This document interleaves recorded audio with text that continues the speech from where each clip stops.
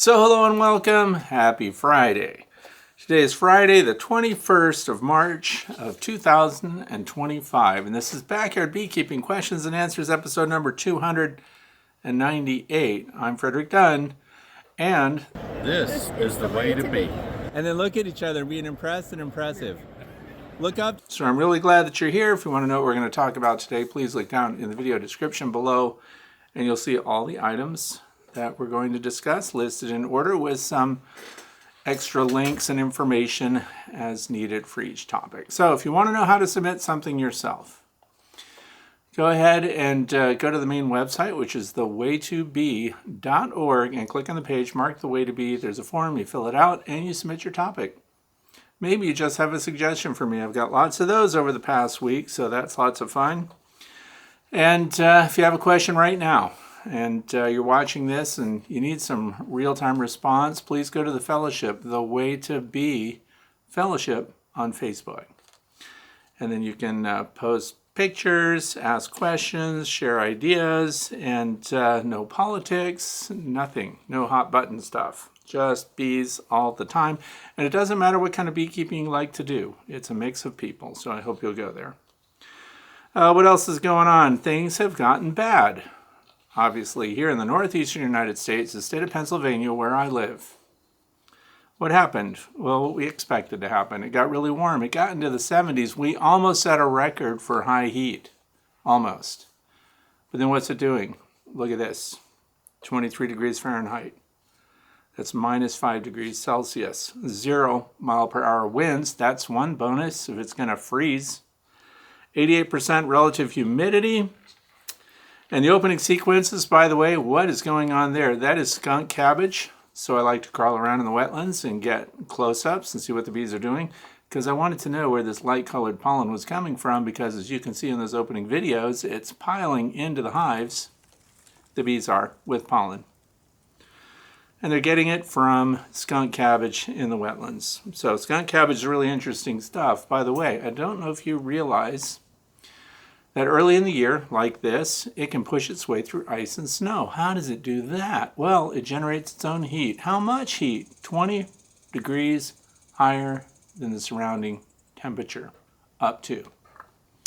So that means it can melt its way through the snow, and not only that, while your bees are flying out there, and they can fly to it pretty cold, they get inside, it's like being in a sauna. So imagine it being 45, 50 degrees Fahrenheit, and yes, bees will fly in the 50s if it's sunny and if it's to a known source. They fly in there, so if it's 51 degrees outside, we're talking 71 degrees inside the skunk cabbage. That is some fascinating stuff. So anyway, by the way, one of the reasons that the skunk cabbage heats itself up to get through the ice and snow, but also that warmth makes it spread its scent into the air so that what happens? Pollination happens. And the bees aren't getting any nectar from it. They're just getting pollen. So right now, what's that mean for you, the backyard beekeeper? It means that we need to provide them with a bunch of sugar syrup if they're light. A lot of my hives are still jammed with honey. They're full. They're still sad. So I don't really have to add anything. And with the temps dropping like this, though, and the pollen all coming in, if you have a light hive, you run the risk of them starving out. This is a critical time of year because of what the weather is doing. Going up into the 70s and dropping down sub-zero, the bees are challenged because they have brood, and it takes a lot of energy to maintain their brood, aside from the pollen, the proteins that they need to develop it. So you're going to have to pay close attention. You also may be wondering what kind of wildlife is out there. I posted a video that's pretty much guaranteed to go nowhere yesterday. And by that I mean it's not going to get a lot of views. It's just an interest thing for me. And that's because I ask a lot of plant experts about things. You know, what do deer eat? What do they browse? What are they going to damage? What do I have to protect? And so, for example, last year I planted a whole bunch of serviceberry trees, and they weren't cheap. And I asked the guy at the garden center, do deer pay any attention to serviceberry? Do I have to do something to protect these trees? Nope, won't touch them, he said, with absolution, right? Of course, the deer just browsed them all down to nothing. Now, I understand this is not a normal year. So the other thing is sumac. No one worries about staghorn sumac disappearing from the landscape. This stuff is a volunteer. It shows up all over the place. It's a native plant. And the pollinators use it. Now, they'll say that the deer will browse their leaves. So do I have to protect the bark? No, deer won't touch it. So as with a lot of things, video definitely can settle a lot of discussions and arguments, because I was told that the bark was only off of parts of the sumac because of antler rubs from the bucks during the rut when they're getting the velvet off of their antlers. And that is not the case. They are eating it. And they've eaten a lot of them. So I did a little test. I sprayed some of the remaining sumac trees with something called liquid fence. It is the stinkiest stuff on earth that I know of.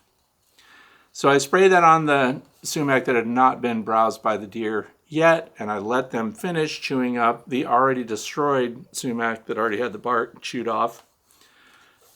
And it worked. The deer ignored the bark that was sprayed with liquid fence.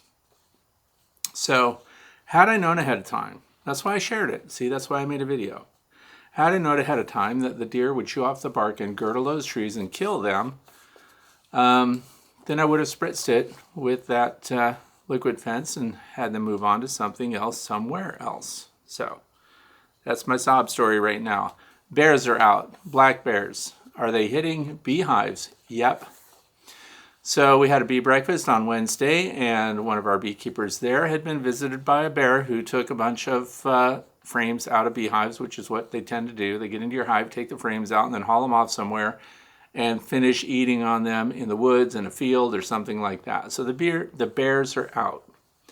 So if you've got things that defend your colonies and your apiaries from bears, this is a time to check them out and make sure they're good to go. And of course, remember, things could be different where you are, temperature-wise, wildlife-wise, and everything else, but you don't want to get on their list, on their shopping list, because mother bears are teaching their cubs where to go and what to get, and the cubs are not smart. They will go anywhere and do anything. So if you're going to put up an electric fence, this is the time. If you've got noisemakers that surprise them, this is the time. If you've got electricity near your apiary, as I do, they don't like public radio. So NPR, put that on your radio and play that all night long out there. See how they like it. They don't like voices. So anyway, what else? Hooded merganser ducks are on our pond. They're pretty cool. So I was out there with a supervisor and taught him how to sneak up on a pond so we could see ducks. The fox, they are out and about because what's going on now? They're going to be having their kits. And so they're going to be shopping for your chickens. Everything eats chickens. So watch out. Rabbits are out, of course. They've been out. They've been chewing everything. And this is weird. Now that the snow has melted away, it looks like the rabbits were able to chew trees 2-3 feet up on the bark, right? But they weren't. They were actually on the snow because, remember, the snow was deep. So that was interesting, too. Possums are out running around. Opossums, people want me to say, because possums and opossums are different species. But it is common to call an opossum just plain possum. And the interesting thing we found, it looks like a coyote killed one and ate it. And I was showing that to my grandson. Do you know that they have more teeth in their mouth than any other mammal in North America? I thought that was really interesting, and it's believable when you look at their jaws. Lots of teeth. Deer mice, of course, are everywhere. Voles are out. Woodchucks are making a showing already, so that's not good. Just because they're going to dig holes and everything, and they're going to be munching on the plants that I hope to plant to benefit the pollinators. The woodchucks are my #1 muncher of sunflowers and everything else that I hope to grow.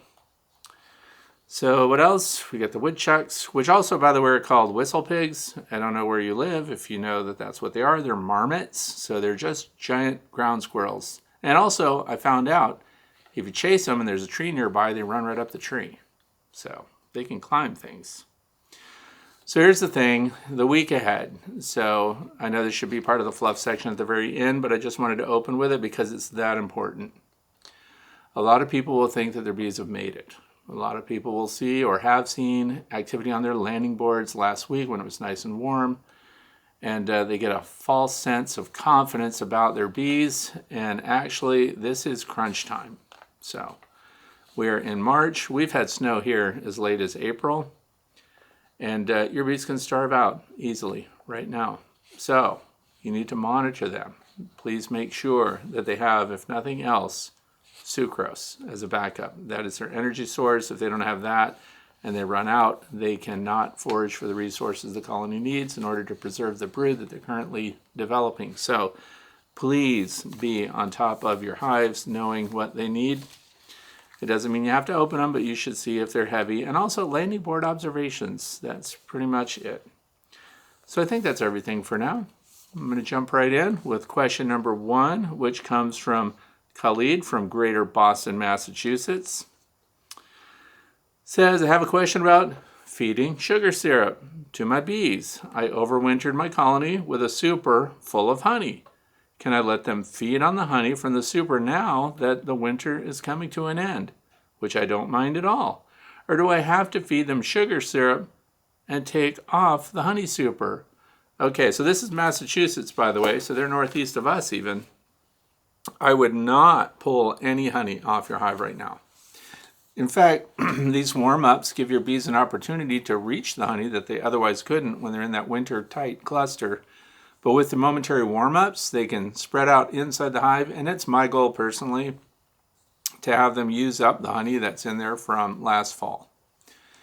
I don't particularly like that honey that much anyway because it's goldenrod and asters. It has a tendency to set or crystallize.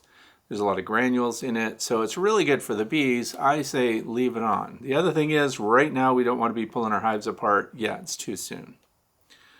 So you don't need to add sugar syrup unless the hive is light, they're starving, and you need something else on there. A lot of people that I've spoken with still have their fondant packs on.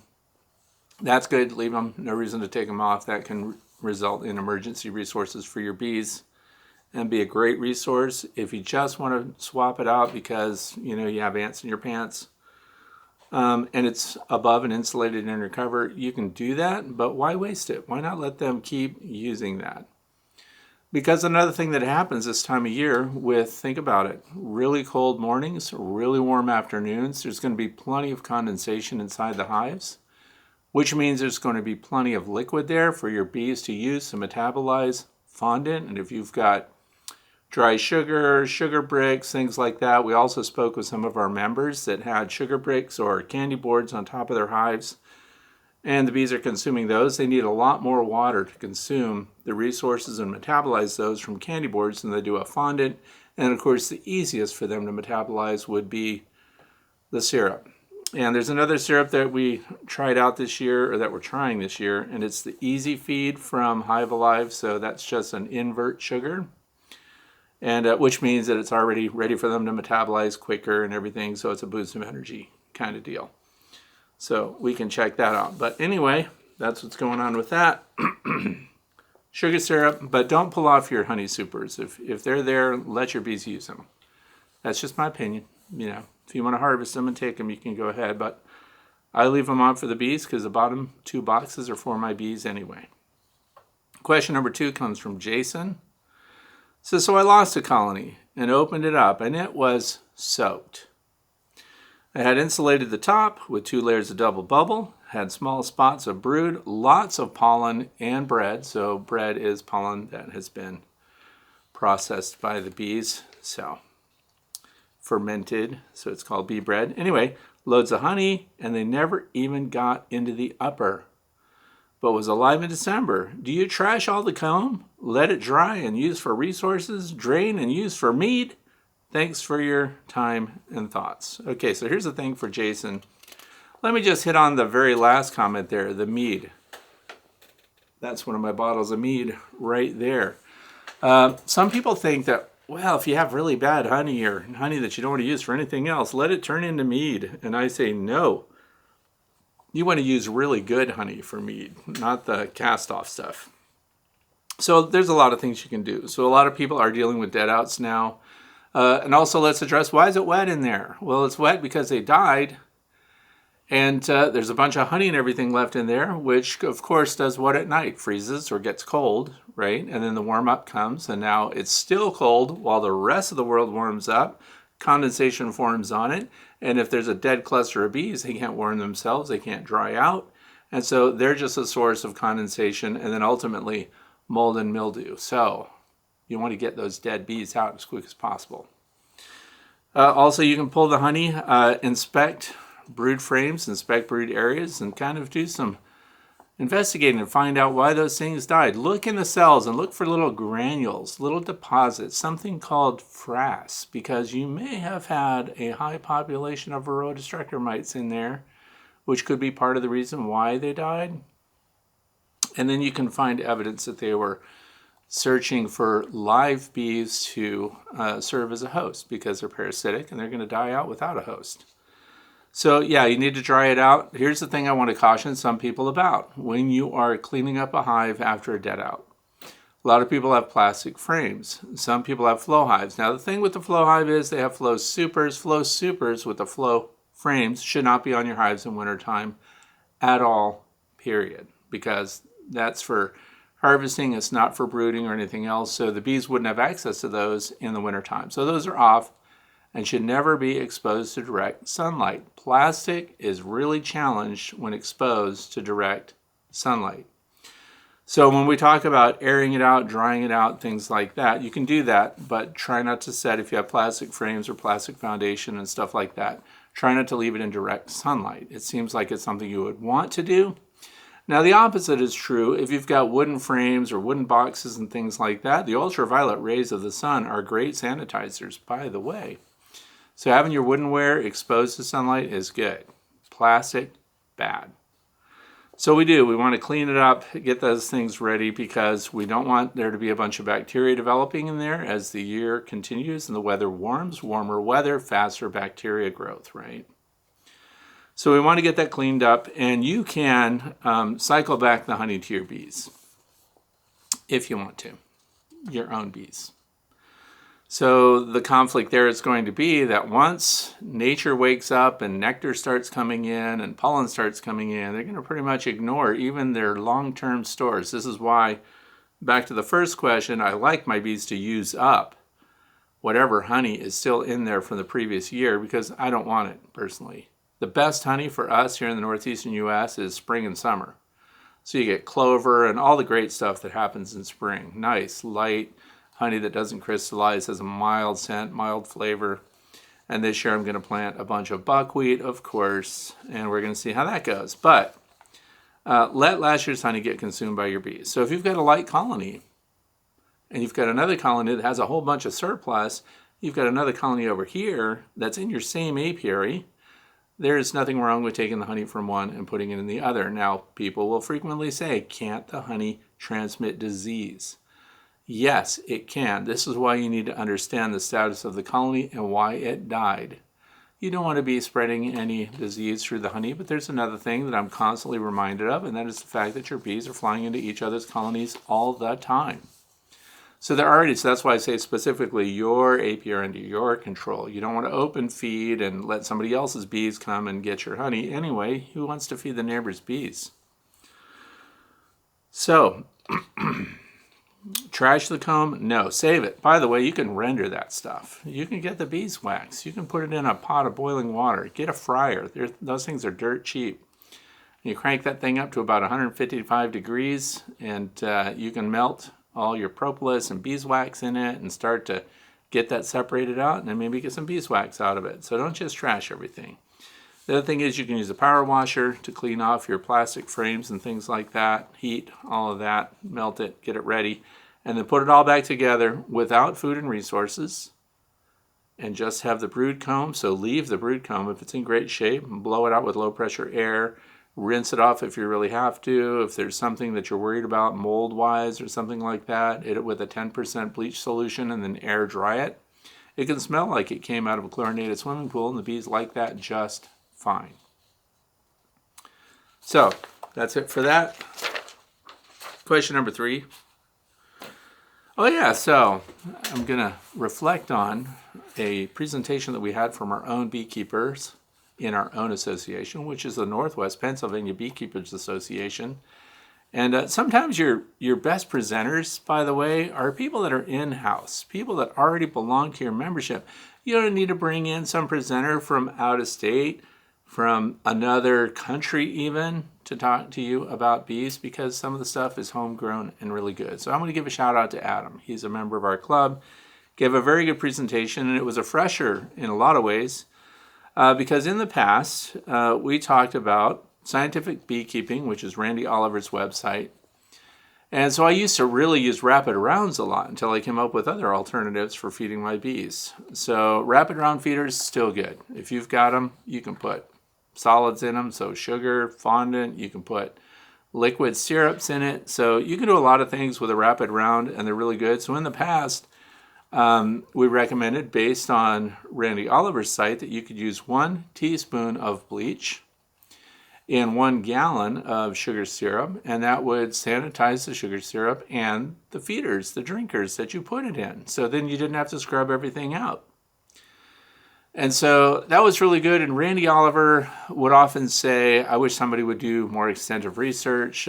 He didn't think that there was any damage to the bees or the microbiome of the bee and things like that. But of course, without research and controlled studies, you wouldn't know for sure if those things happened. Well, guess what? Our member, Adam, is doing and did a study for a year. And so the study was to see what would happen. First of all, bees' preference, brood size. So it had a control, right? A control is something without being fed anything at all. Another would be sugar syrup, a consistency of light sugar syrup, which is 1:1, fed to 1 colony of bees without chlorine bleach added at 1 teaspoon per gallon, and then 1 with that. So all the controls the same. In other words, the water source is the same. And then the amount of sugar added is the same. And then the change is adding a teaspoon of bleach. So what happened was that, and the study hasn't published, but they had stronger brood. But there was a side effect to that too. That was actually very beneficial, which was interesting, because what Adam did is he got a hemocytometer. What is that? Well, that's a slide that you use to count cells underneath your microscope. And he put that on there. What do you think he was looking for? Nosema. So what are the things I've talked about in the past? Nosema control, but we used something called Hive Alive for nosema control. So that's what this stuff is, and they have published studies about it. So, and that's why actually I liked Hive Alive. It had published studies where, compared to a lot of other feed stimulants and supplements for your syrup and stuff like that, really had no proven benefit. And we had a bunch of people saying, well, I think it does better for my bees. I think it's great to add to sugar. I think it's great to add to sugar syrup. But I did those control tests long ago, and Hive Alive is okay, but that's because they've got proven scientific research and studies that were published and peer-reviewed and all that stuff to show that it had an impact on nosema spores. Other nutrients and feed stimulants had no scientific support to live up to the claims that a lot of people were making. So, this is interesting. Nosema spores were reduced by the presence of, you guessed it, chlorinated bleach in the sugar syrup. So that was very interesting stuff, and I can't imagine anything much cheaper than bleach. Now, some of you may be asking, as we did, what kind of bleach should we use? And you want the bleach that has nothing else in it. You want bleach that is designed to be a sanitizer. That's it. There shouldn't be anything in it to make it splash free. You don't want the big concentrates and things like that unless it's nothing but bleach or 99% bleach or whatever. So we're also going to talk a little bit about that, because I had some ideas that are not proven out yet. So I'm not going to discuss them here yet, but I thought maybe we should be adding sanitizing capability or additives to that sugar syrup that's already approved for human consumption, because bleach is really technically not approved for human consumption. Which wouldn't matter anyway, because you're not feeding sugar syrup on your hives. If you've got honey supers on that are going to produce honey that are good for people, this is something else that we need to think about. So, anyway, that bleach seemed to have similar or equal control over nosema spores as something like Hive Alive. Now, Hive Alive has other ingredients in it, so it's a nutritional supplement as well. There's clearly no nutrition in bleach. Sugar syrup is considered a carbohydrate, an energy resource. It's just like you or I consuming a high sugar content food that would give our muscles energy to do what we need to do.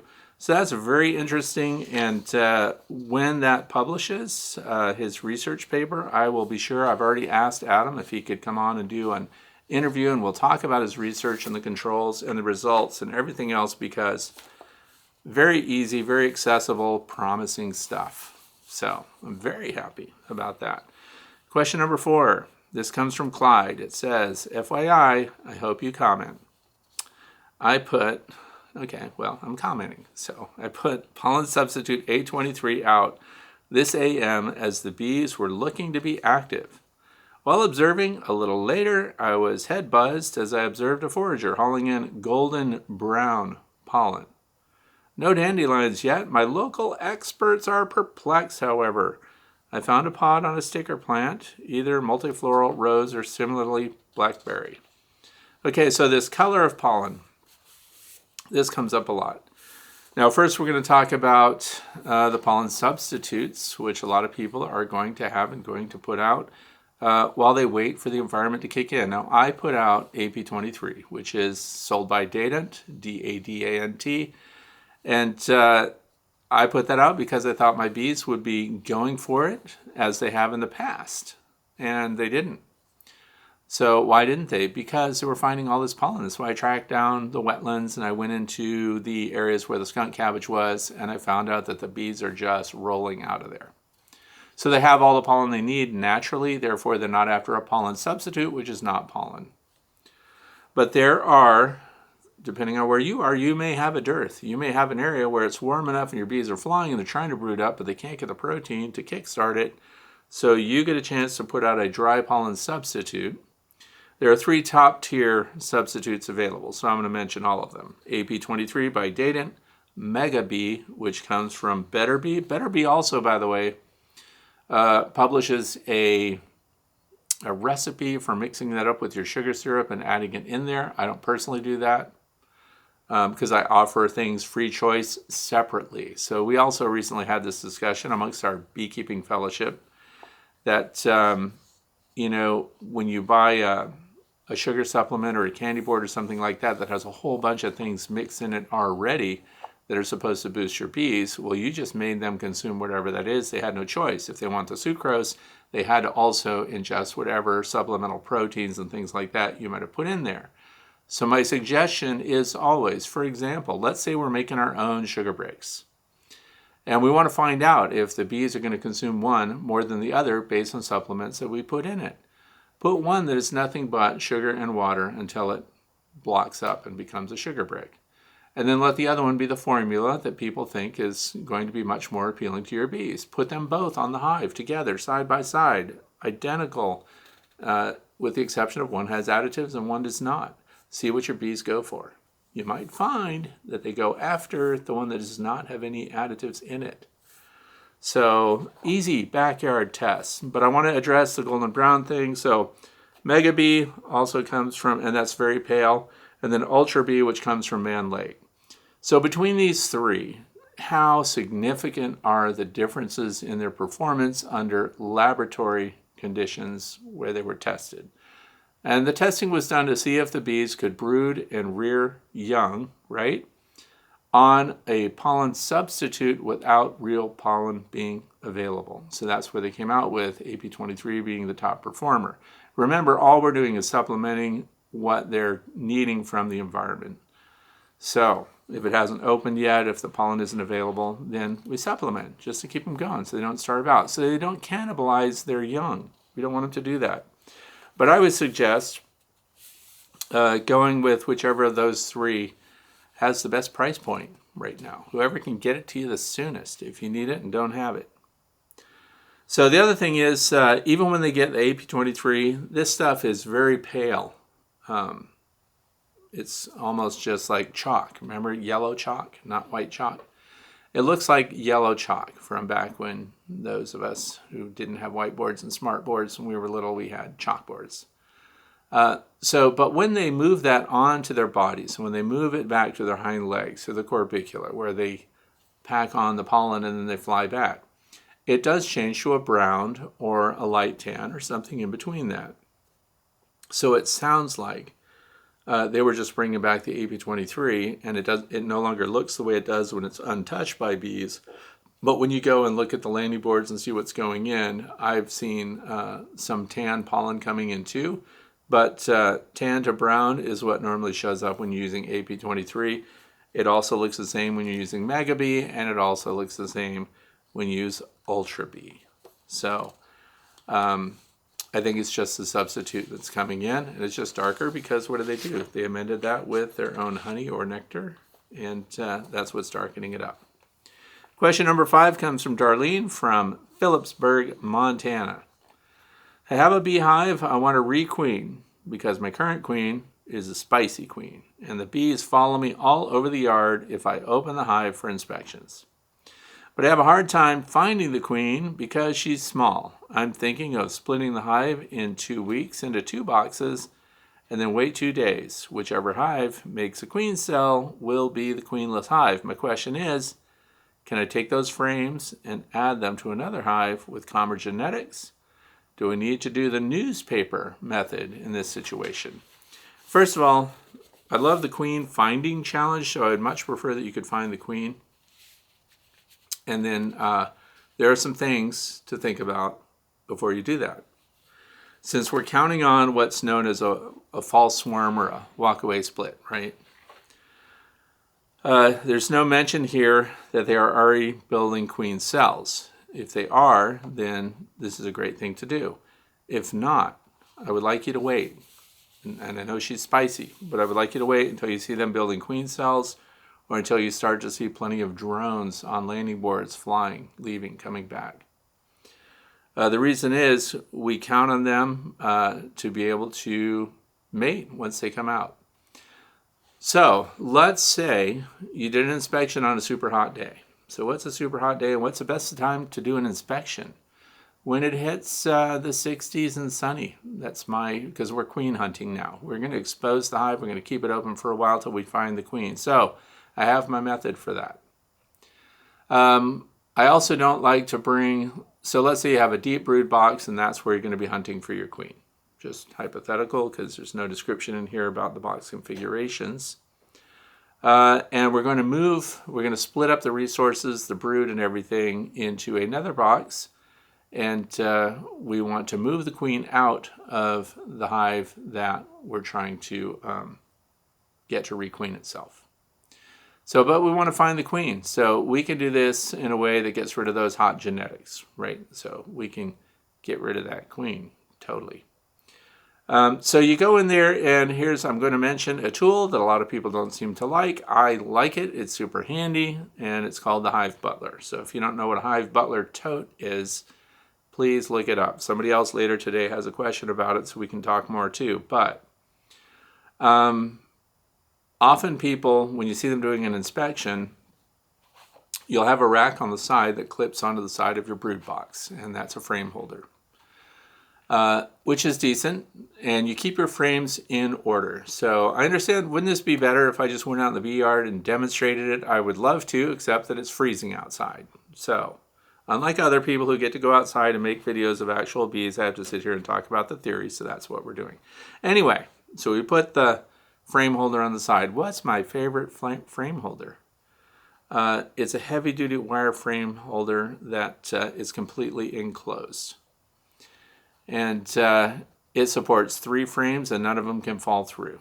Okay, but after saying this, I no longer use them. But if you get a frame holder, make sure it's one that is very well made. The last thing you want to do is be putting a frame of brood out there and have it fall off your frame holder and hit the ground. Now, there are other demonstrations that I've seen where people pull the frames out full of brood and they lay it right on the ground and tilt it. Or they'll put the lid upside down on the ground, set it on end, and lean it against the side of the hive. Personally, if I'm your mentor, I do not want you to do that. I don't want any chance that the queen can walk off of your frame and depart your hive, right? Because the goal is to find the queen. So that's what I'm about to describe. So let's say you don't have a Hive Butler tote, then please get a deep, empty box that matches the size of the one that you're working, and set that on a controlled surface. So not the grass, set up on another hive stand next to you. Put your cover on, invert it if you want to, or another landing board, because we are, after all, making another colony. So you would set that up there, keep it at the same height as both of these boxes. So it's just super convenient. And so keep in mind, if you put them in the Hive Butler tote, the bees are calmer. Why? There's no air movement around their sides and from underneath. Bees that are flying by can't zip in and visit those frames that you're going to put inside a Hive Butler. The Hive Butler will hold 10 deep frames with extra space underneath, because then if you pull a frame that just happens to have queen cells on it, they may extend a little bit below that bottom of your frame. The Hive Butler is designed to accommodate that and not smash that valuable queen cell that you have. So I like to start from the side that has the least activity in your brood box, because we make an assumption that where your bees are concentrated, where the most heat is coming off, you can feel the heat with the back of your hand, really sensitive. I like to do that when I'm teaching my grandson how to find the queen, where we think it's going to be, and I make him explain to me why he thinks she would be in one area. So then we start pulling frames that we're 99% sure do not have the queen on them. And so you take the frames, so here's the safety factor. If you stick it into a Hive Butler tote, the frame is fixed in its position, and there's plenty of space also between the frames. So we have that bottom clearance, and they're between the frames. So each frame we examine as close as we can, and we put it in that box until we work our way through nice and slow. Light smoke, don't get your bees really upset, because even over smoking can cause them to be defensive. So there are other things here. I don't know if Darlene used light smoke when she went into her hive and got them a little worked up. Weather conditions can play. Overcast day, they're not happy. Windy day, they're not happy. Cold day, they're not happy. And a time when they don't have resources and they're not well fed can also make them not happy.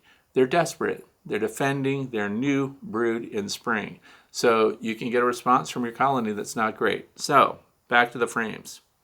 We're pulling them out one by one, and we're looking carefully for queens. Boop. And so we go through, and what happens is, if we do this nice and slow, the queen, if she's on one of these frames, tends to move away from the light and start to work her way along to the opposite side of the box that you're working. And eventually you'll get to where you've pulled your last frame. If you still haven't found your queen when you do that, because they all went into the Hive Butler tote where they're nice and protected, you start to look at the side walls and the bottom board of the hive that you're working, because the queen can often be right on the side. And so we need to move those bees around. The other thing is, look at them to see if they're looking to attend to a queen, because she could be small or she could just be dark. So then the next thing is, of course, if they're all spread out and you're 100% sure that the queen is not in the box, now we go back to our tote and we start to bring them back. But before we do that, we look at the frames that have the most bees on them.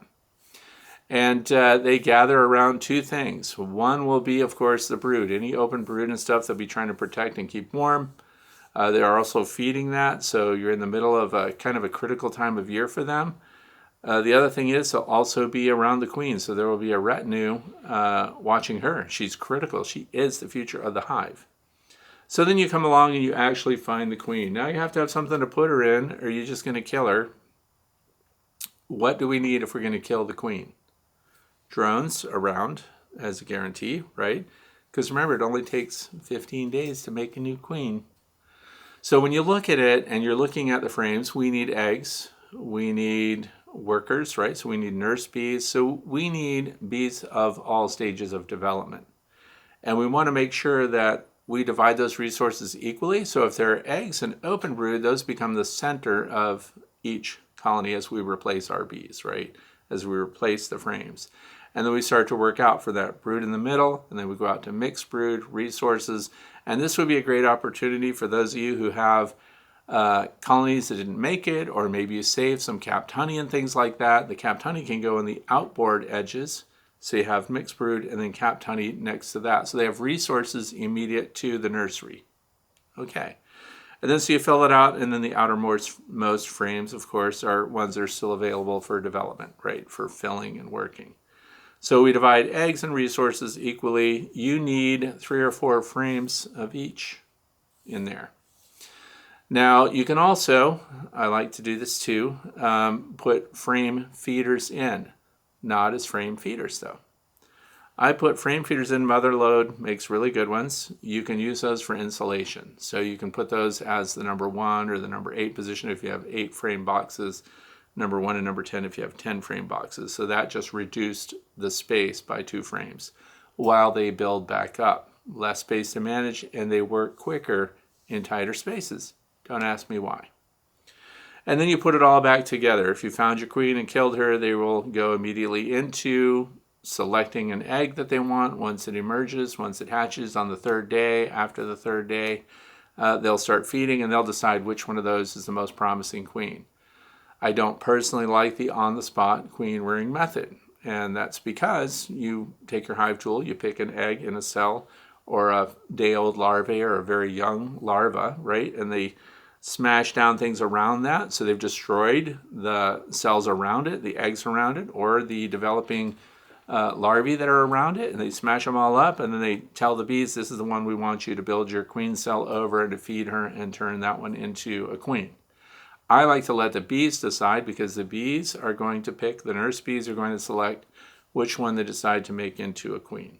Okay, which they're much better at it than I am, and that's why I like them to just pick whatever they want, put them all together. And since we're dividing these resources, if you had, let's say you had 6.5 frames of brood, and so we would take 3 of those and leave them in the spot where they currently are. Then we take the 3.5, the more resources with bees on them, and we put them in the new colony, the new hive that we're making. And the reason for that is they should have the extra resources as compared to the resident colony, which all the foragers and scouts and everything that are coming and going will be returning to that spot. So they should have, if there's a choice between leaving one a little weaker than the other, leave the weaker colony in the current resident position. Okay. And then off you go. And yeah, they'll go and mate with bees that have survived winter, and off it goes. Just my method, just what I would do. A lot of fun, easy to do, but finding the queen, I would really nitpick through there. Pick a 9-year-old that understands what queens look like. They spot queens so fast, it is really funny. I've had my grandson have a queen in a queen cage without my permission because he was certain she was going to get away if he didn't do it. I don't like them to handle my queens, but he spotted her, and so it went. Moving on with question number 6 comes from Jason. It says, wondered what the benefit of the screen top might have. Let's see, what are we talking about? Oh yeah, for the Hive Butler. So we're talking about the Hive Butler totes again. They come with options. There are screen tops. By the way, there's a discount code, which is why Jason contacted me. Wasn't sure if it was going to work. It's called Fred5. So just Fred and the number 5. And I get nothing for that. I want you to understand, that's not an affiliate. I don't get anything. They don't send me free Hive Butler totes for that or anything. It's just something they offered. And of course, there's a payoff because I mention it like I'm doing right now. But it's a tool that I like and use and recommend. So they come with a screen top or a solid top. And what are the differences? Like, why would you even need one or the other? And I looked at it because I wanted to see if that Fred5 even worked, and it did. So I put stuff in my shopping basket just to see if I could apply the code, and I could. So, 5%, hey, it's 5%. There was a tote that comes with the solid top and the screen top. Now, here's one of the things I really like Hive Butler totes for. First of all, I have one set aside as my go kit. What's a go kit? Well, there are going to be swarms being reported soon. So everything you need to collect a swarm should be in your go kit. So for me, it's a Hive Butler tote with a screen top. And what goes in there? Pruning shears. One of those little flip out saws that you can cut a tree branch. Little loppers if you need them. And the reason for that is sometimes you're going to go and you're going to find that this giganto cluster of bees that they were talking about on social media, the biggest thing they've ever seen, certainly 1,000,000 bees on the branch, turns out to be about this big. Which is not necessarily an awesome swarm to get, but here's the good news. It's on a small branch, and if the people own the property, and they better, because they called you to come and get bees. So do you own this property? Yeah. Do you own this tree? Yeah. Can I clip this branch that has all the bees on it? Now I could just shake them off, easy peasy, or I could bring the Hive Butler tote over there. I could clip the branch carefully and just place them right in the hive. Not the hive, but the Hive Butler tote, and then put the screened top on. Now that's why you need the screen top. They need to breathe. So you're going to have them in transit, and I highly recommend there are holes on the 4 corners. Make sure that this whole thing fits nice and snug, and you close it up and you put it inside your vehicle, and off you go. It is so easy. It is the quickest way to collect and hive a swarm when it's small enough to fit in there. Now I do like to put a couple of frames in there. It can be better comb because the cells are already drawn. It could be brood comb that you have from one of your leftover cleanouts, because then they'll cling to those. The other good thing is when you have a Hive Butler tote, the interior surfaces are smooth, so it's very easy to pour the bees out of it and into your hive if you want to. I send them up on end and I put them right in front of the hive and I let them walk in. For some reason I feel like, see, there's that, I feel like they stay better if they seem to choose to go into the hive that I've set up for them. Now keep in mind, we took them many miles away from where they live. They don't know anything about where they are now, and they're very prone to move right into the very first habitable space that we present them with. The other thing is I find that putting that in direct contact with the landing board makes a big difference. They tend to explore, and a couple of them go in. It's a lot of fun. You sit out there and drink your coffee or whatever you like to do, and it's an excuse to sit around and do nothing while you study your bees, and then you watch them move in, and then you get a chance to see your queen too. So that's why they have the screen top. Now the other thing is when I'm managing the bee yard, because this year I'm going to do super splits. And that's just a silly term, but a super split is, remember what I just described for the previous question, was that you divide resources pretty much equally and you create a split that way. You can also put them in a nucleus hive instead of a full-size hive. But I'm putting them in a full-size hive and then putting spacers in there. It doesn't mean I don't like my nucleus hives anymore, but it gives you a chance to keep them in a resident big colony and then just pull out those frame feeders later and install foundation that's wax that you want your bees to draw out. So once we have this, what is a super split? Okay, so what I'm going to do, because the weather is terrible, as I mentioned, once I see that we have drones around. Now I am trying my best to condense my apiary. I have a theory that I'm over foraging, that I have too many colonies here. I was trying to think back to 2007, 2008, when we used to get a lot of honey from just a handful of beehives. So I'm thinking that we're taxing the resources in our area too much, that it's not necessarily good to have a lot of bee colonies out there. So you could condense your bee colonies, and the president of my bee club, I think, said this at one time. You'll get just as much honey off of 6 colonies in one spot as you would if you had 12 in the exact same spot. Because of forage availability and abundance and things like that. Now, I don't know if that's true, but it does make some sense that you could eventually tax an area by having so many pollinators there that they have to go farther for those resources, because bees have to visit millions of plants. They do. So part of that is, I don't want to say I'm lazy, but it can feel like work when you have too many colonies out there. We want to focus on specific hive types we're going to work with.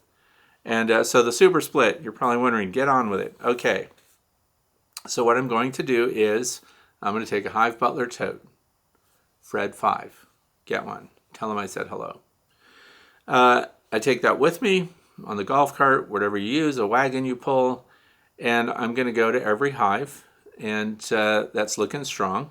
And this is an example of where I can make a split from a smaller colony too. But remember, I don't want to take one colony and turn it into 2. I'm going to take a frame from each colony. So I will have full frames of brood. How many bees are on a single deep frame of capped brood? Over 3,000 on one side if it's completely worked up. Which means now if I have a double-sided, single deep, capped brood frame, I have over potentially 6,000 workers on a single frame. So bear with me. The minimum number of bees that we need for a eusocial group of insects to succeed in spring is 5,000. I don't know who came up with that. Somebody I must have trusted because I cycle that number a lot. So now I have one frame, potentially 6,000 bees. Go to the next hive. Pull another frame. Make sure the queen's not on it. Potentially 6,000 bees. Go to another one, a really abundant colony, full of eggs and stuff. I pull one of their frames that's got the eggs on it. Or let's say I luck out and they actually have frames that have queen cells on them. I'm going to take that, put that in here. So then what I'll do is I will have 5 frames of full brood from a bunch of different hives. Now here's the other thing. When you do that, and they each have nurse bees on them, there is no friendlier bunch of bees in your hive and more accepting cast of bees in your hive than the worker bees that are still in the nurse bee stage. So when we put them all together, they don't fight, they don't do anything. They just accept each other and they just do all their stuff. So then we put that together and let's say I found queen cells, great, because that means they're on their way. We're going to have a queen emerging from that after they're capped and matured and finished pupating, and then out they go, and then it's going to be a perfect world because they're going to fly out, they're going to mate, and they're going to come back. But I have a monster colony now without effectively reducing too much of the resources from any of the hives that I chose to pull from. Now you be the judge. You decide how many of these frames you're going to pull. If you've got 15 fantastic, super strong colonies, don't pull 15 frames, but you could pull 5 from each, right? 5, divide the group and just get 5 and create 2 5-frame colonies that are loaded. That would be a very powerful nucleus hive that you would have to expand almost right away. And then you get really high production. And also you created some congestion relief in the brood area of the colonies that you worked. So that might have helped remove some of the swarming stimulus. Now let's say that you don't have any queen cells. And when you do that, what did I say? You need to have drones around because you want them flying ahead of time. But then you can just make sure that they have the opportunity to make their own queen cells, because even while they're dwindling, remember, we loaded this colony with thousands of bees. So super splits. That's all I'm going to say. They're super splits. Have I done that before? No. Well, yeah, I actually did once. When I started my very first observation hive, I went around and just pulled a frame from several different hives, put them all together in the observation hive, and populated it that way. And it made a really strong, super productive hive. And why did I do that? Because we wanted to see them construct a queen cell. We wanted to see them cycle through an entire year from start to finish kind of thing. And that was back when it was a tall, skinny one, and now I have a tall, fat one that I'm setting up this year, so it's going to be different. So the screen top is ventilation, and I just explained my super split, and I hope that everybody does that because it's a guaranteed recipe for better than 0.5% of success. Okay, question number 7 comes from George. Look forward to your experiments on the wood frame queen excluders. You often say use a medium above your flow hive as a honey bridge to not use a queen excluder. Is the medium never harvested or managed? What management do you do with the brood box? Doesn't the brood box eventually become honey bound as well? Okay, so there's a lot going on in this, but I want to clear it up that when I say, because I don't use queen excluders, the reason being that I did experiments with queen excluders years ago, and I set up syrup feeders and I put queen excluders on them, plastic, metal, all the different queen excluders that I could find at the time. And so the bees were already accustomed to, the foragers were going in, getting sugar syrup and flying out to take it back to their hives. And then I put queen excluders on top of each of these polystyrene feeders that I had. And then what we observed was that, and I videoed it, the video is still on my YouTube channel, a lot of the workers either had a lot of trouble getting through the queen excluder or couldn't get through the queen excluder at all and gave up. So that led me to think there is a percentage of foragers in your hive that can't navigate the queen excluder. They can't get through it. Or if they do, they're really wearing themselves out, using a lot of effort, and there's a lot of wear and tear because they're rubbing their bodies to squeeze through it and so on. So I decided, looking at the way colonies are when they're left on their own, you would see that the bees would have their brood starting somewhere near the entrance. And then it would cascade out from there, mixed brood and resources, and then ultimately honey and then stored honey. So open honey, then capped honey, and the long-term capped honey, and then new frames, new comb being built by your bees in there. And so long as the space had an area to expand, off they went. And the oldest, darkest comb was always near the entrance because it was always for brood. And it seemed weird too, because what's the dirtiest part of your beehive, especially if it's a vertical space? The dirtiest part of your hive is the brood area. That doesn't seem backwards to you, that seems backwards to me. Because the bees from outside are traipsing all over and they go through the brood or they go up the interior walls, which is the best move. But everything from up above that drops down, that's detritus or anything else, tumbles along or gets moved along your brood area, which I find really interesting. But anyway, this is what led me to use what I call the honey bridge.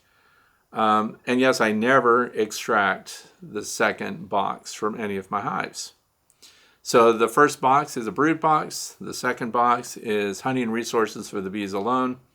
So, and that's our wintering configuration, which leads me to what I should probably talk about and have talked about before, but getting your bees back down towards that entrance in spring without letting them become, as described here, honey bound.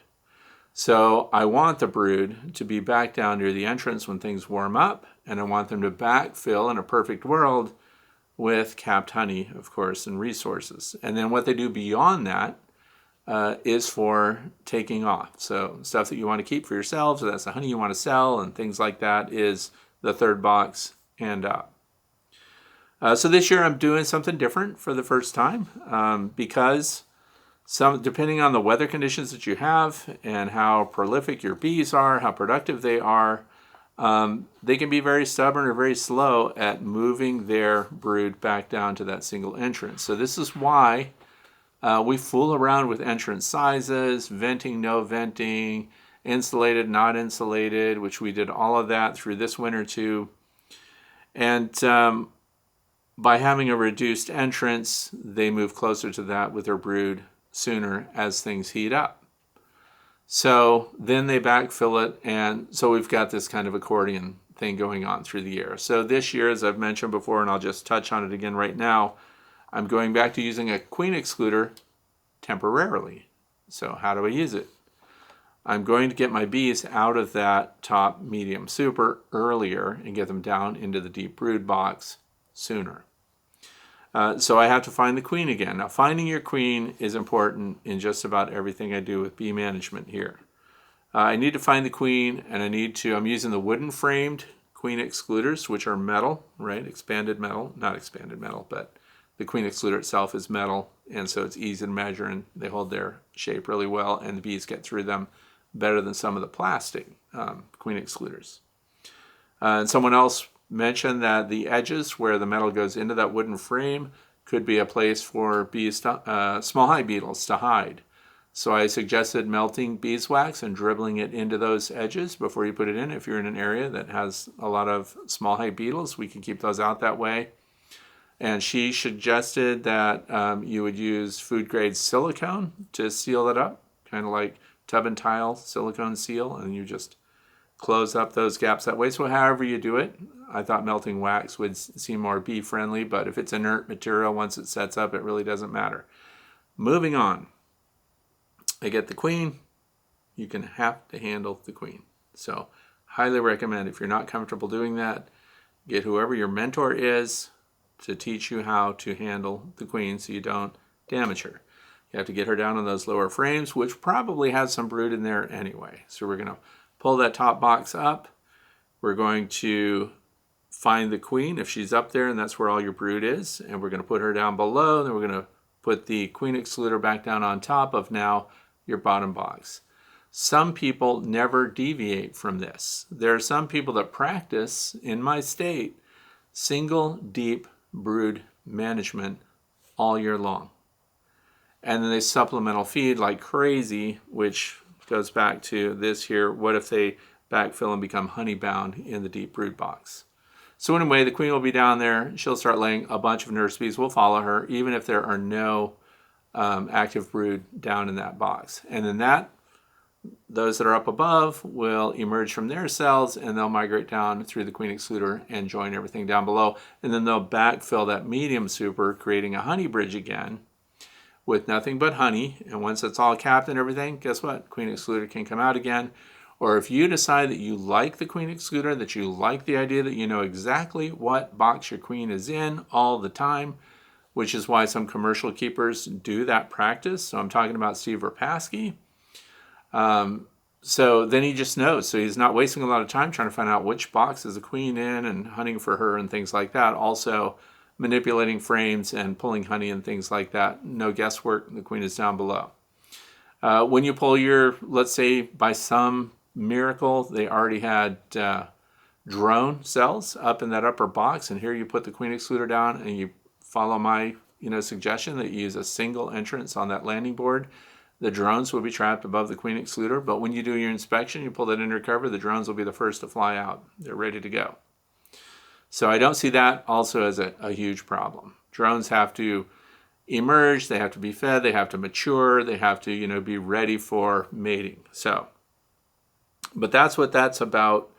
And of course, the thinking was that more bees will be able to pass more freely through, and this may be why flow supers can fill up quicker on colonies that don't have queen excluders, although the designers of that use queen excluders on all their hives. But remember, they've got a single box going straight into the honey super. So we're going to fiddle around with that this year, and I've mentioned it before. I thought I would mention it again, that I'm going to move the queen down. This is instead of rotating boxes. And then we'll see how that goes. Now the part about honeybound. Honeybound, depending on when that happens, what time of year. I actually want my colonies to become honeybound when? At the end of the year, October preferably. And that's because we're past the swarm zone. So here in the northeastern U.S., by the time October hits us, the bees are still, building resources for winter. And it's kind of like maximizing their resources. So I don't care that the brood area where the queen has been laying her eggs is the last to kind of get crowded by honey and pollen and nectar and things like that. But if they did it, it's not the end of the world, because where's the brood now? On top of the honey. What are they going to be doing as soon as it gets cold? They're going to be consuming the honey directly under the cluster, and they're going to open up those cells, clean those cells out, so it's nourishment for the bees. They cleaned out the cells, and now they're laying eggs, and your fat-bodied winter bees are taking over, tending to open brood while they're in the winter cluster. So for me, that's extra credit for the bees, extra resources, and they consume it quick enough that they're going to be able to go right back into brooding. So our lowest brood area historically here is the end of November, the 1st of December, that time zone, which can be completely messed up as it was this year, when heavy weather showed up early and ruined everybody's plans. Okay.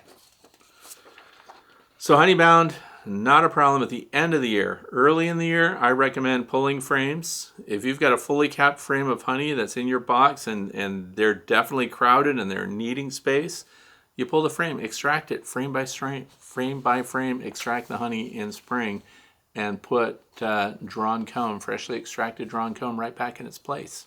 And this is why saving your best comb for that is a really good idea, because you can do that and relieve the congestion and keep them in production without being honeybound and crowded and swarming. So you can make a split. You can do a lot of things. All right, number 8. This comes from Alvin from Yonkers, New York. Hey Fred, I have a hive in a shed that I overwintered this year. The entrance is extended a few inches and then about 3 to 4 feet up. So the entrance extends a few inches and then goes 3 to 4 feet up. That's so the bees will exit near the roof. I'm planning to make a split this year. If the hive's entrance is 2 feet away, will they share foragers, or could that cause robbing? Also, I noticed the entrance extension was covered in propolis, but no burr comb, even though it's much bigger than bee space. Is it unusual for the bees not to expand outside the hive box? That is not unusual. That is exactly what they do. So for those who are trying to visualize what we're talking about, because remember, this is also a podcast, so you can Google the Way to Bee podcast, and you can listen to this instead of watching. There are lots of observation hives. I love observation hives. I pay attention to how they're made.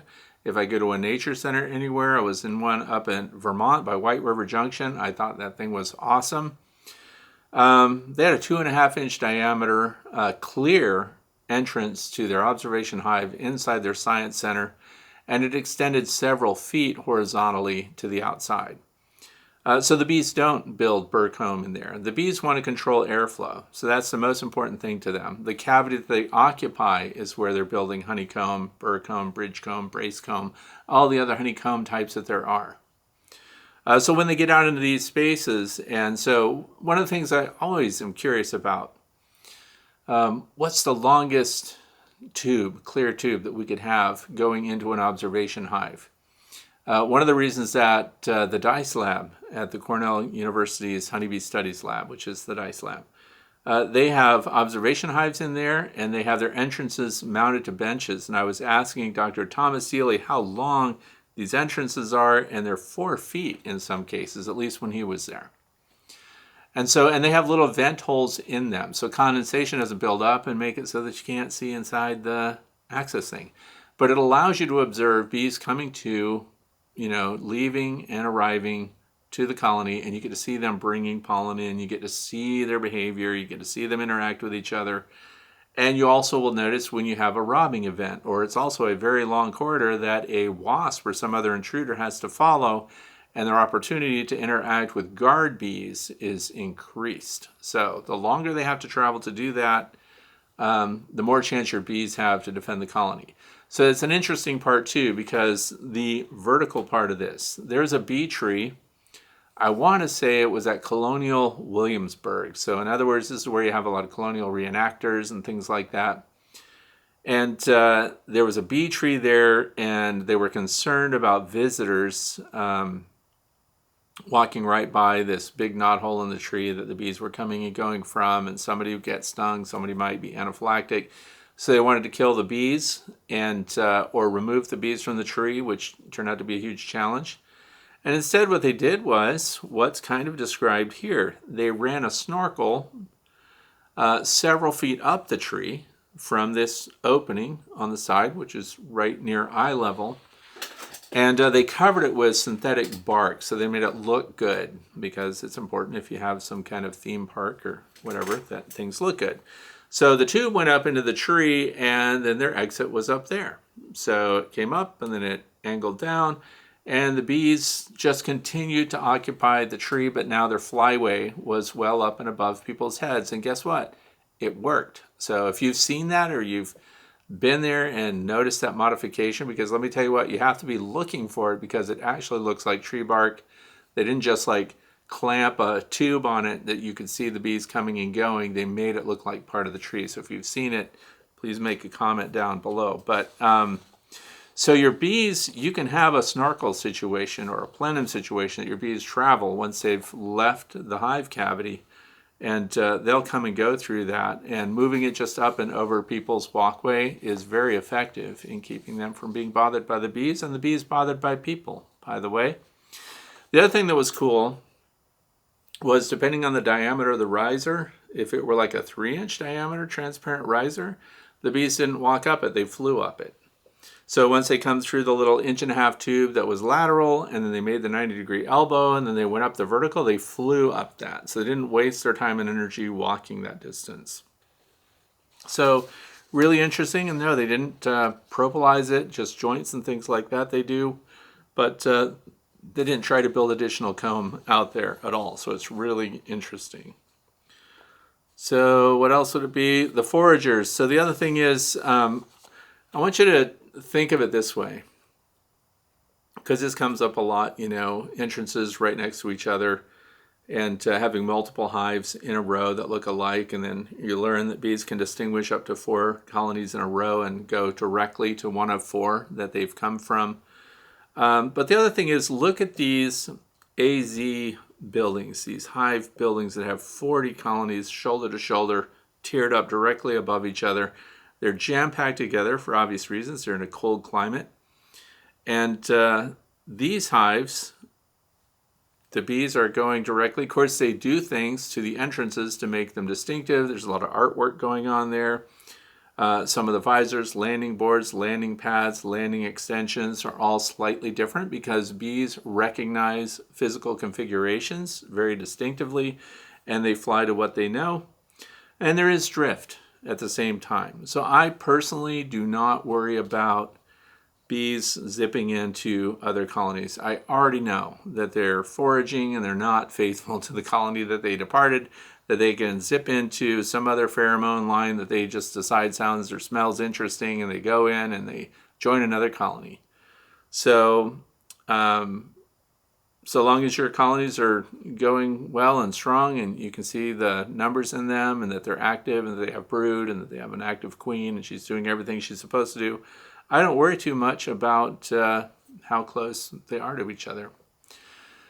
Keep in mind, another example of colonies that are right close to each other. Sometimes, well, let's take Michael Palmer. Let's throw him under the bee bus. So he will sometimes have, nucleus colonies just jammed right alongside each other. He's got combined colonies that are nuclei that go together and form a double column and things like that. But there are often entrances for separate colonies right adjacent to one another in the same 10 frame size base brood box. So same thing, that's basically what should be one hive is now 2, and the only distinction is that we have separate entrances, and your bees, both colonies, are developing healthy and are populated well. So I don't personally worry a lot about separation. Now that I've said that, I have to throw a monkey wrench in. Colonies that are set out well apart by themselves tend to do better. So the more separation you have, the less fiddling around there is when your bees are foraging in and out, coming back to the colony, finding it. That's why landmarks are important. This one's by a big rock. This one's by a tree or a shrub or a fence post. Bees recognize landmarks and navigate by landmarks really well. So bee colonies and hives that are out by themselves, the more separation that there is, they tend to be more efficient. That doesn't mean that you can't have them right next to one another. And I already know that they're sharing resources. They're just, it's a mosh pit. They're just coming and going anywhere they want. They're joining up. But what really matters is how strong the colony is. So, and that they're healthy. So I don't personally worry about that. Last question of the day, question number 9. This comes from Gary, and it says, I built 2 of your horizontal hives with the shim boxes underneath. I was curious if you had any videos on your channel that went over the actual functionality of the shim box. All the videos I came across seem to show your hive without it. That's true. Okay. So anyway, is there a reason it's not in most of your videos? Yes, and I'm going to get to that. Just not being a smart aleck here. Are there any accessories you would add to it or suggest, like a screen for mites, ventilation? Yes, we have a screen version with removable trays. And ventilation, single entrance ventilation. These are my first 2 hives. I am brand new to beekeeping, and any advice or help would be awesome. I was also curious about burr comb. Would having the shim box allow the bees to build comb below the frames, and does this create a mess? Yes, it does let them build comb below the bottom frame of the deep frame, Langstroth. And does it create a mess? It does not create a mess. Okay, So how would you do the entrance if you hope to possibly, now this is the cool part, right? And I wrote a message to Ross Millard this morning on this very topic. How would you do the entrance if you hope to possibly have more than one colony in a horizontal hive, or would that not be suggested? Okay, so now I'm going to throw monkey wrenches in every direction. One of the things that holds me back on my Long Langstroth Hive, first of all, it's been over a year that Ross was bringing me one of the ones that was showcasing all the things we decided that they needed, and it didn't pan out, and we didn't install it in the bee yard. So I have one Long Langstroth Hive that was the original that all this came out of, and it looks like a coffin, and it's a cool hive, and it's fun to work with, and everything else, but we want to do more with horizontal hives. So the shim. So for those of you who are listening to this, what's up with this hive? What's up with the shim? Well, they're made out of standard 2x12 stock. So the side walls are 2x12s. And then we added a 2x4 underneath of that for several reasons. One being we wanted to have screen bottom boards as described here that would be specifically under the brood area. We don't need screens that we can pull out or trays that we can pull out that run the full length of the hive. The reason being that most of the detritus, most of the grooming off of varroa mites and things like that occur in the brood area. That's where the varroa mites like to feed the most, of course. So those are all in the plans, and so we know that Gary knows about the plans because he followed them. So we're talking about putting up new plans, so there will be modifications coming out. And part of it is this idea of a 2-queen system. So we also know that the keeper's hive has a 2-queen system, which I have, and then it takes advantage of the vertical stacking of the hive. We know that a lot of people just can't manage that, right? So once again, we're back to looking at horizontal hives. 2-queen systems are not new. A lot of people have horizontal bees, for example. That's Ricky Rourke. He has made multiple queen or multiple colony Long Langstroth hives so that people could use them for brood builders and things like that. I don't want to use it for nucleus hives where you've got 6 of them in one box because I just don't build nukes like that. But understand that they share the warmth generated from the adjacent colonies. So this is an advantage. So the other thing is, with the horizontal, the Long Langstroth Hive, the way it's designed and the way the prints are, and they're free to you, by the way, and you can make your mods and build off of that all you want.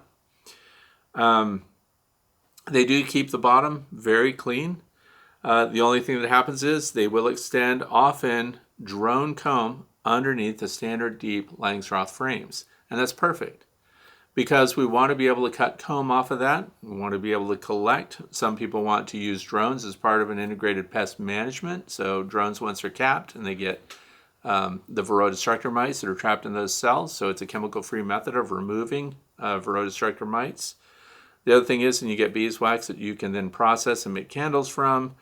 And so those extensions, they run down to the bottom, but they don't connect to the bottom. So it makes it easy. You pull it up, you've got this extension, you can cut it away or leave it. It's up to you. So it creates a deeper frame. All right. And they keep it clean. So here's the configuration. I'll describe to you what I was describing to Ross today. So now we make a really big Langstroth horizontal hive. And sky's the limit. Because once it's installed, you can build this thing in place. You don't have to move it around afterwards. So if this colony weighs 250, 300 pounds all by itself before you even put bees in it, that's great. It's a static mass. It's going to help it endure storms, wind, everything else. And it's bear-proof, by the way. So because the roof is heavy, everything is heavy. Now, so here's the thinking. Just for those of you who are sitting and wondering, well, then how's it going to go? Well, we have an entrance at one end. And by the way, the entrance, I want to change, if it hasn't been changed already, we want it to be only 3/8 of an inch high, and we want it to be 3 inches long. 3/8 of an inch high, 3 inches long for the entrance.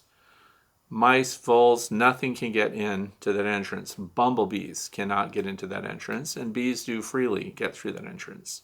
So we would have an identical entrance at the opposite end of your Long Langstroth hive.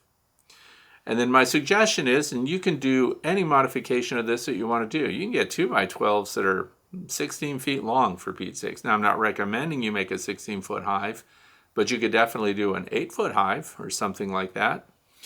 And then so I'm recommending that we preserve the 10 frames. The first 10 frames would be all brood and resources for your bees, right? That's your one queen system at one end. Skip over all that intermediate space, go to the other end, and now we have also a 10 frame deep Langstroth frames, and then a queen excluder that slides in that's in a wooden frame. Now we have this middle space. You can move things over and have another entrance if you want to put them closer together, but I say let them send out and store their resources in here and let their frames of honey move towards one another. So it's a 2-queen system. If we look at people that have used 2-queen systems with the vertical configuration, they ended up with hundreds of pounds of honey. So they do produce more honey than these colonies would do independent of one another. And in a shared space, shared box, shared hive, shared stored honey areas. So we have storekeeper bees from each individual colony sharing the space, putting up their resources, and then going back through their queen excluders, and then we don't have any brooding happening that overlaps one another. And so for some reason, they also don't have one queen taking out the other queen because they can't. So the colonies seem to get along. So I think they have to be started at the same time. Those who practice 2-queen management would understand more about that, but that's been my question right along, and I've never done it. So I have to admit that too, that this is just experimental. But they say that the workers from both colonies will store honey together and share the honey resources. Now then wintertime comes along. What are you going to do now? Well, now you have to pull your follower board, pull your queen excluder out, and you have to give them an extra 4 or 5 frames of solid capped honey to survive winter. And it would be much like if we were doing the vertical configuration where the medium is for winter per colony. Now we need resources for each hives on the end, and we would pull out partial frames, and we would of course harvest full frames of honey during hive production. So you can, it's an experiment, you can play with that, but now we've got 2 colonies under one roof that are going to share a common wall or a common space and share warmth then generated from the brood areas, because let's face it, the brood areas are the heat generators in the hive. That's where they're really keeping things warm, 94 to 97 degrees Fahrenheit over the brood, and then there'll be secondary heat from that passive heat that gets shared inside a well-insulated Long Langstroth hive. So there will be updates to prints that are going to be on that page, which is on the website, thewaytobee.org, and the page is prints and drawings for you. And again, you can't copy them and resell them or distribute them, but you can use them to build your own stuff absolutely free. They're no charge. Ross Millard has really taken off on doing a lot of that. And initially, we just did sketches and technical drawings, and then he's the one that does CAD and does all that computer-assisted drafting and comes up with the actual formal prints from that. So there are things in the works coming down the line. So there are configurations that we want to work on. We have plans for things that are going to be available to beekeepers, and that's available. 2-queen system and a horizontal hive. You can definitely do it. Some people do even more than that, more multiple colonies in one horizontal structure. So, and the other thing is, my goal personally is to have these things in. I see big benefits in having your beehives inside buildings with the entrances going through the walls, and my goal is to do that. I'm stalled because I'm too close to my property line, so I don't think anybody cares, but that's what's going on here. So now we're into the fluff section. So just as I said at the beginning, it is crunch time. This is where your bees can starve and really let you down, and where you can let your bees down. If you don't provide them with resources to get them through a sudden cold snap followed by 2 or 3 days of rain, what does it hurt you to put a little bit of sugar syrup on there and keep them going? Now in the cover shot today, I'm showing a picture of what? This is just a standard, student assignment book. It's by Elin, and this is edition DA40. This is not an affiliate thing. This is just I want you to keep records. See how thin this is? You could do one of these for every year. They're pre-perforated so that you can put them on your 3-ring binder. And it has assignments. So when you have assignment areas, these are projects for you to do in your, you might put recipes in here for if you're going to make your own fondant or something, or if you're going to make your own sugar bricks or something like that. You can write down your recipes. Maybe you've got a project in mind. There's spaces to sketch. You also have calendars. Now the calendars are really important. It doesn't matter that you buy one that's outdated. These are super cheap. So this is from 2020, but you can change that to 2025 and make it the month that you want. What's really important is you document things like, when did you first see drones? When did you first see pollen coming in? What was the source of the pollen? What did I have to do for the bees? And you document as much as you can about what's going on in your bee yard so you have historical references that help you look back, because what we're doing right now, this year is very different than last year. Last year at this time, they were taking pollen sub like crazy. They were all over it. There was a cloud of bees collecting pollen sub. Not one bee will land on pollen sub, and that's because they have plenty of stuff in the environment right now. So some people also want to know, well, when I do inspections, what am I looking for? I downloaded this sheet from Man Lake Limited. So if you just do a Google search for Hive Inspection Sheet by Man Lake, this is what it looks like. It has all the checkouts. If you're a brand new beekeeper, I highly suggest that you get an organized hive inspection sheet. Some of it may not apply to you, but to anything that's on here that you don't care about, just don't mark it. But it's a tickler, because often you get in a hive, you get busy, you notice something cool, and before you know it, you've left the hive, you've buttoned it all up, and you totally forgot to find out how are the food stores, or, did I look for diseases and pests and things. So does this hive have a history of chalk brood in spring? Things like that. So it's just a tickler sheet. You can make as many copies as you want. Man Lake offers them for free. And it's just one of the most comprehensive ones that I looked at. Honey, pollen, everything else. So get inspection sheets, and you can punch those up and put those in here too. So keep records. I don't care if you only have one hive. You're going to wish that you knew exactly when you installed that package, or when you got that swarm, or what was the origin, what was the behavior, what did the queen look like, did I mark her? You get the picture. You need to make records and keep them.